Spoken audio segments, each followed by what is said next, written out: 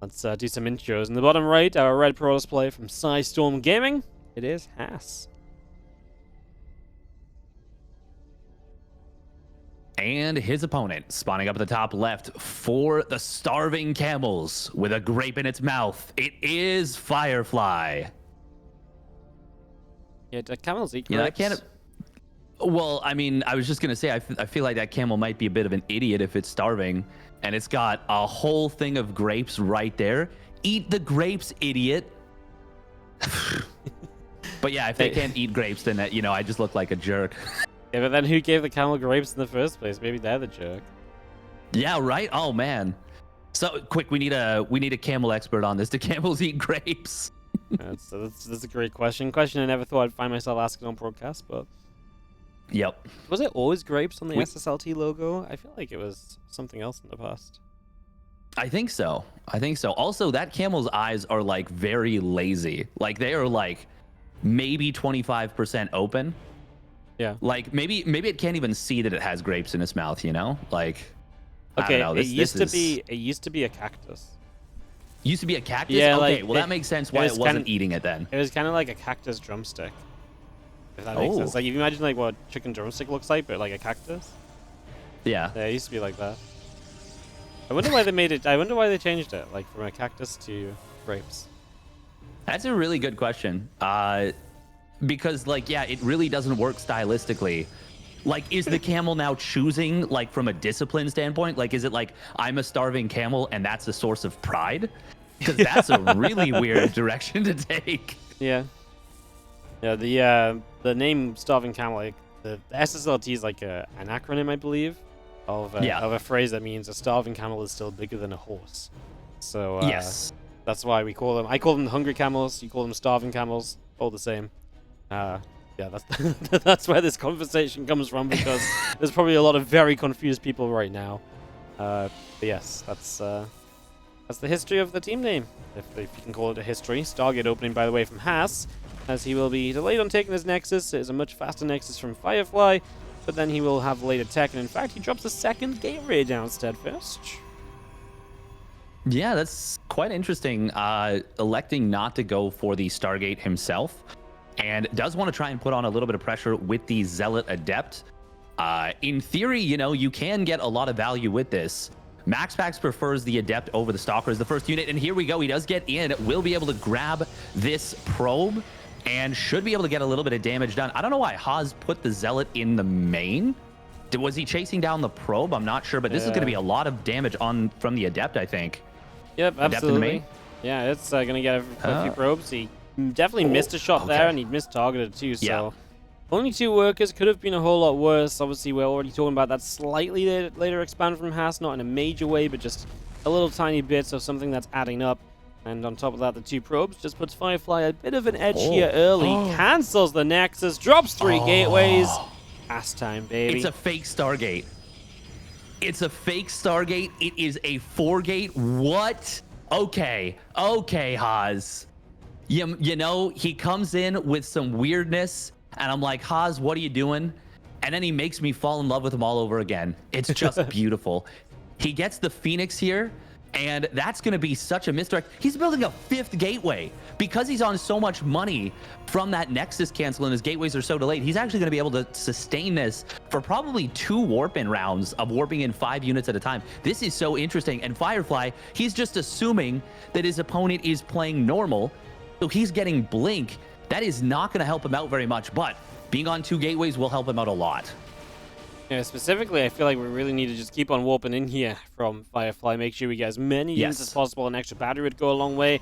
The Robo and eventually an Immortal will help, but that's obviously a long way down the line compared to how soon Haas is readying up an attack. And yeah, Hallucinated Oracle is going across the map. That information is going to be coming way too late, as the units of Haas are pretty much ready to at least start this attempted bust. Yes. Now, the funny thing about this is because this takes so long to actually come online, Blink will be eventually done, but will it be even remotely relevant here? That is the big question. No force field available because he did go for that hallucination. Nice target fire onto the shield battery right away, and we are going to see the 2 gateways getting depowered. This is huge. Now, the probe count is going to be very beneficial in terms of, like, he can actually pull probes and be effective in combat, but This is really scary right now. Now, the concave and high ground are helping out a lot for Firefly, and he is going to be able to repower this. He's got an immortal already on the way. Yeah, I mean, even with this attack being as weird as it is, yeah, Haas feels like he can't do anything, and he's going to get pushed back. It was such a brilliant idea, but like Firefly is just like, okay.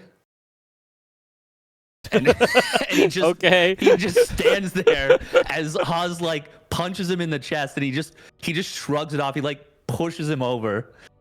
Like, Yeah. oh, This build was too creative to actually be good, unfortunately.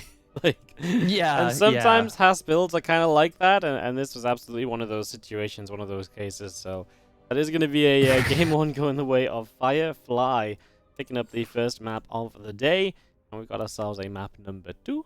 Obviously coming up in just a few moments' time as well. Let's get this second map up and running. And it's going to be Ancient Cistern as we get ourselves into this next one.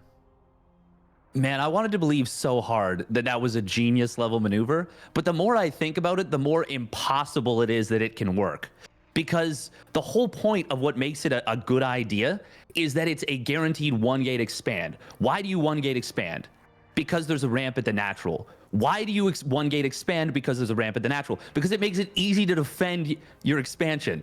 Why does Haas do this? Because your opponent has to go for the 1-gate expand because there's a ramp at the natural. So it's like Haas like did like a bunch of like really weird jujitsu to like maneuver himself under his opponent, and then Firefly was just like, okay, and then he just held him there. Yeah. And he was like, all right, I guess I win. Oh man, sometimes madness and genius are two sides of the same coin, and in this case it was literally the same side of the same coin. It wasn't even you didn't even have to turn the coin over to find the madness. I was watching the fight back and I'm like, he just didn't have any. Maybe if like Firefly's being a bit more greedy on unit production, maybe you could argue that it's going to work, but yeah, I feel like this was honestly not that bad of a setup for it to work, and it just absolutely flopped anyways, which obviously has to make you wonder, was it really worthwhile? Was it really a good idea? No, probably not. So with that said, we are heading into Ancient Cistern. We are just waiting for Firefly, I think, is relogging quickly, and once he's relogged, we can get back on track with this this series. So I think now that I think about it a little bit more and rewatch the fight, I think Haas was hoping that Firefly would open up 1-gate tech as well as the 1-gate expand, so he wouldn't have 2 gateways warping in. But he did do that. Now I have to like rewatch the replay and see like when the gateways came down and what Haas saw, because yeah, if it's like 1-gate Stargate, then there's like nothing on the field. The Phoenix can actually help you against a potential Void Ray or an Oracle or whatever. Yeah, there's definitely something to that, because Haas is like, he is a thinker in terms of StarCraft 2. He's got that Bly effect, you know? Yeah, there's that build would have worked in certain situations. There has to be a situation where it works really well, and I think we just didn't see the conditions for it. Yeah, no, I think obviously the second gate so quickly from Firefly is a pretty big stopper to the build, right? Just, again, anything that gives him more units quickly. And that was unfortunately part of what happened from Firefly's point of view.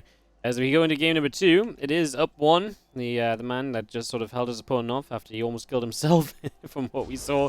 It is our Blue Protoss player, Firefly. And his opponent, with a build so complicated, no one could understand it. For Psystorm Gaming, it is Haas. His genius, it frightens even him sometimes. And in this case, it did not frighten Firefly. No. It did not frighten Firefly at all. Fighting Firefly. Yeah, Fry. He wasn't very Fireflied at all. He was just Firefly. Yeah, he's very frightened. He was not frightened. He was frightened. Yeah. Yeah.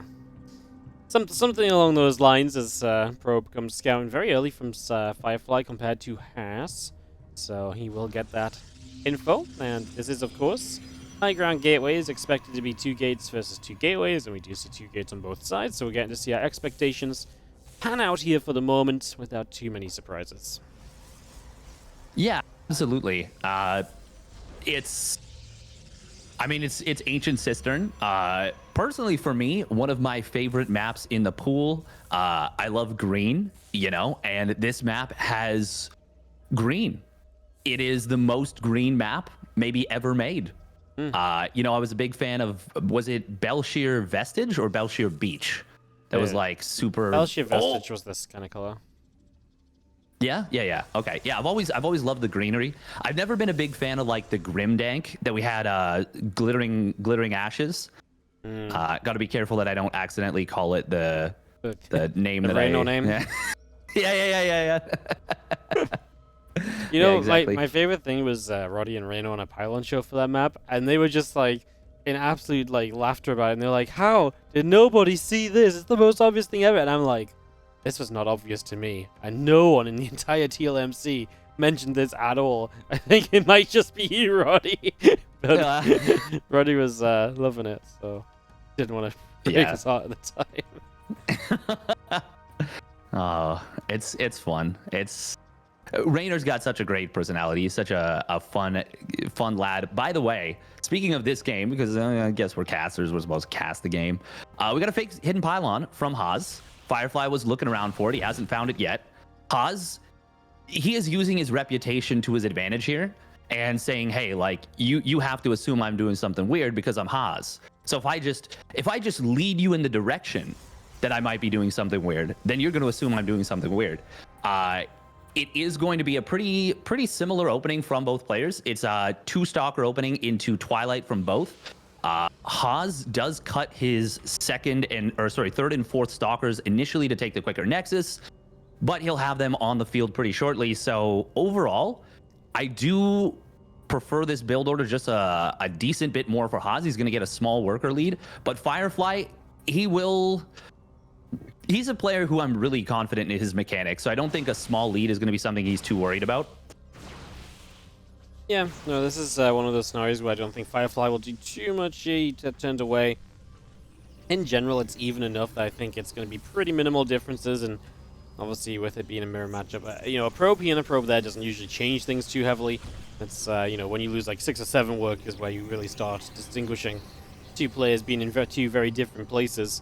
One more Stalker warps in here from Firefly, just going to see another pylon still coming up, a couple other Stalkers coming around, and extra gateway just finished as well, so that's going to be 3 gates versus the 2, so maybe Haas can get a bit aggressive with the numbers, and maybe that will be where he can find an advantage coming across the map to try and make use of exactly that as we speak.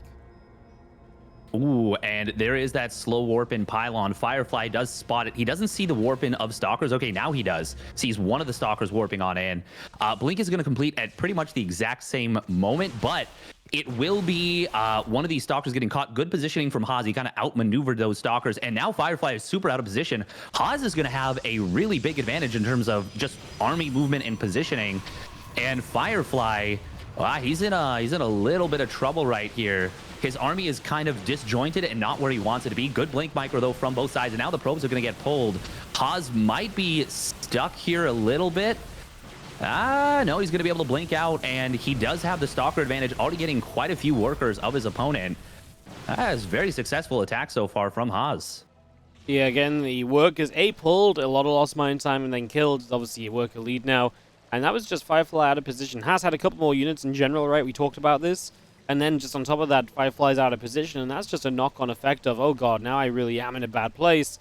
And now Firefly's going to have to try and find his way back into this, but Haas being very safe. I love that robo, because that just says to me, hey, I just took a really good position. Let's not lose to anything. Let's not lose to DTs or anything along those lines. He just sets that up.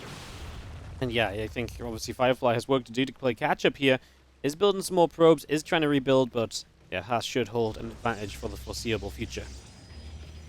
Yeah, and Firefly also built 2 shield batteries on the top of his ramp, which is that's a lot of investment from a good position. From a position where you've already taken a bunch of damage, that is kind of disastrous. And speaking to the point of building that quick robotics facility, Firefly, he knows he's behind. He goes for that Dark Shrine. And I think, to be honest, I think he's going to go for a pretty... Actually, no, he's supply blocked. Never mind. He is trying to build probes, but he is actually just brutally blocked at 54. Oh, this is so bad. And now Firefly will be compelled to put some pressure on. He needs to get something done on the other side of the map. Haas, oh, there he is. There's the Haas we know and love. He's going to drop a proxy Dark Shrine in a very kind of random position. Usually we see these proxies like in the corner, but this is a position that could either easily be scouted and it looks really dumb, which is actually exactly what we're going to see. Oh, man. Yeah. Well, I mean, it's just unlucky. If the prism goes more around the edges of the map, then brilliant, it gets hidden. But yeah, I mean, that's just a gamble, I guess. It is found, and Firefly was thinking about moving out to do something about it, but I just don't think he can justify really going. He adds 2 more gateways, by the way. His pro production has completely halted at this stage, so as he gets a couple of DTs on the way, he actually just lost his prism to those stalkers as well. I mean, we're going to have a couple of adepts from Haas already counter-attacking and looking to take full advantage here. Haas cancelled his own Dark Shrine, so it's just going to be the pylon for picks, but like I say, I mean, all these stalkers moving out, it just means these adepts get free play on the natural. Yeah, this was a double bait, I think, from Haas, because that pylon on the left did not get scouted, and that's what he warped the adepts in from. Oh my god, Haas, he actually used the Dark Shrine as bait. He actually used the Dark Shrine as bait. That's so sick.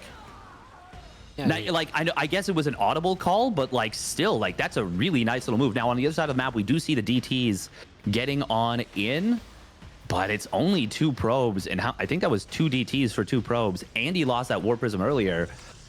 Haas is completely run away with this game in terms of economy right now. Firefly needs to kill him in the next, like, now. Yeah, ASAP, basically. This push has to go and never stop. 2 more cannons from Haas, just some mineral lines to help against DTs. He just needs to survive this attack, which should be doable. There's a battery quite far back in this natural, but it exists, and that's the most important thing to note.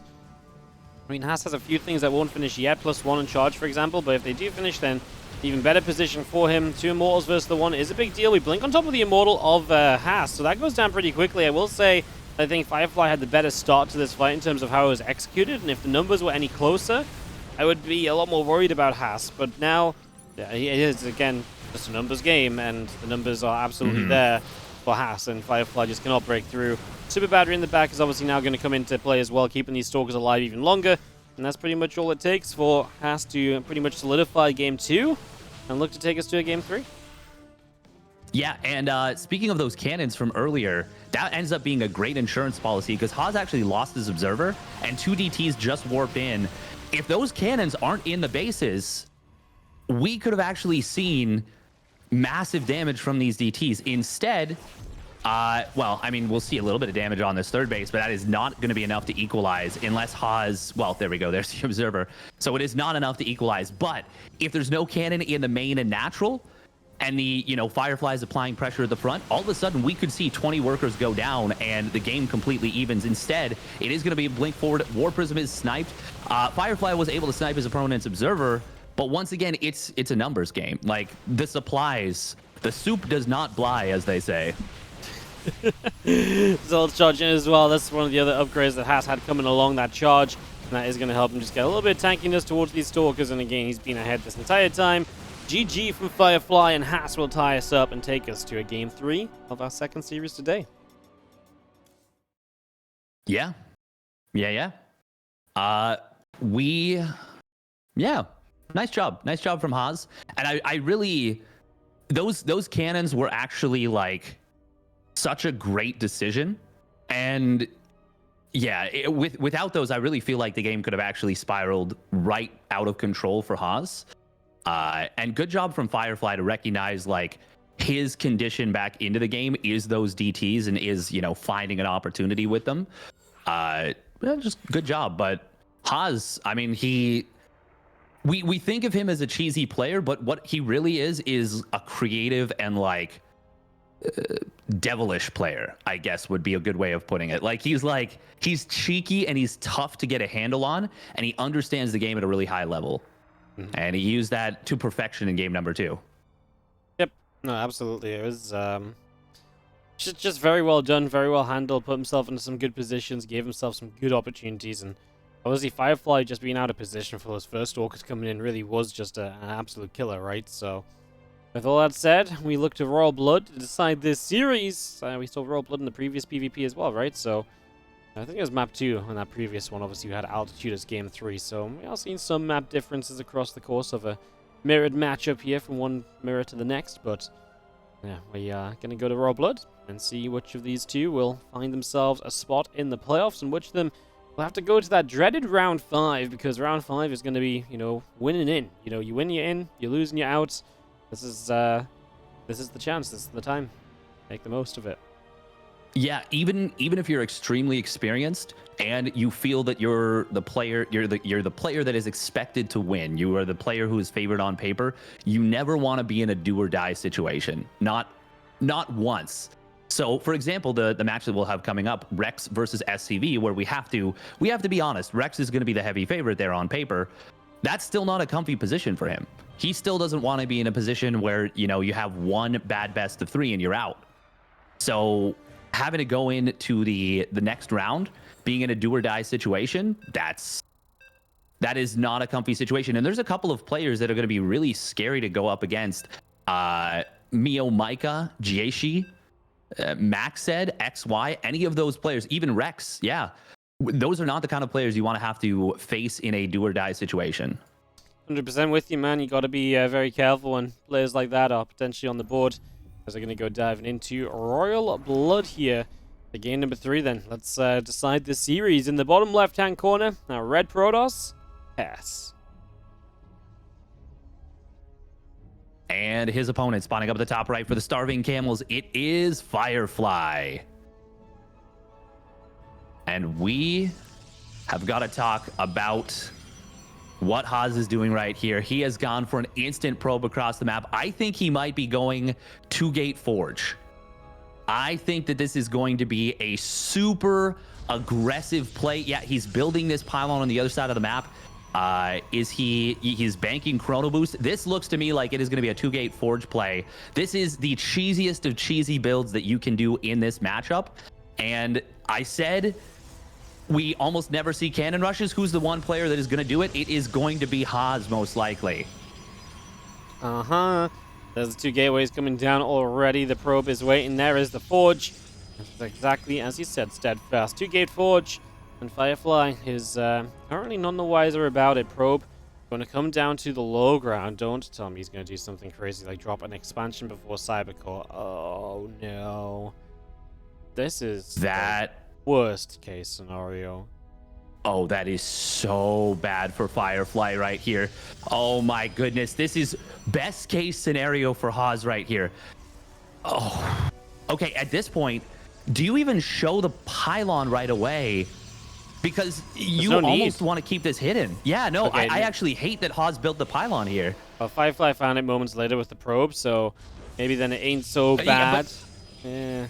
I think the only reason he looked, though, was because that pylon got shown.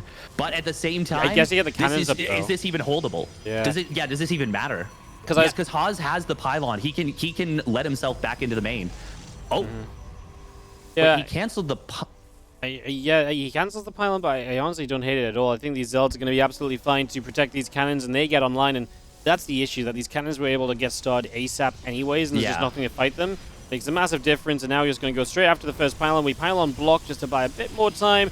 He started Chrono Boost with Stalker. We're going to need a new pylon here on this gateway ASAP. Yeah. We're building a whole bunch of stuff quite deep in the base from Firefly, but batteries and all sorts, whatever. I don't know if that really saves you. You are on a timer right now. This probe would love to get a pylon down in the main so we can start advancing cannons a bit further forward.